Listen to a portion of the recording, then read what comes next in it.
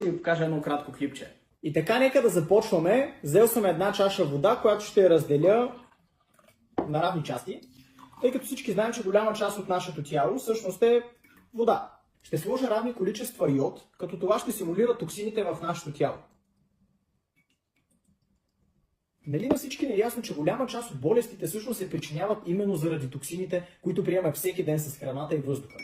Но и на всички не е ясно, че българина няма пари, затова той всеки път гледа да си купи нещо по-евтинко, по-тънко от супермаркета. Затова да кажем, Станчо решава да отиде в магазина и да си купи по-евтино алоe, на което пише 100% чист сок натурален от алоe вера. Неговото количество е 330 мл и то струва около 20 лева. Слагаме 10 мл и изсипваме в чашката. Слагаме още 10 мл и изсипваме в чашката. Слагаме още 15 мл и изсипваме в чашката.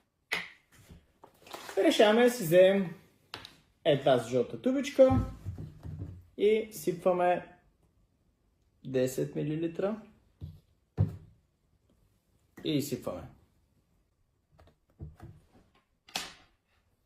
Решаваме да разбъркаме малко.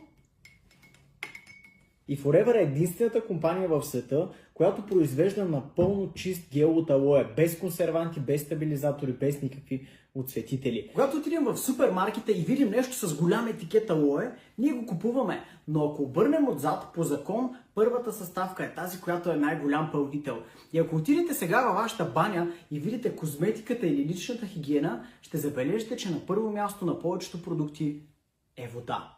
Защо? Най-евтиният пълнител. Тези продукти не са с алоe, а са от алоe, на основата на алоe вера.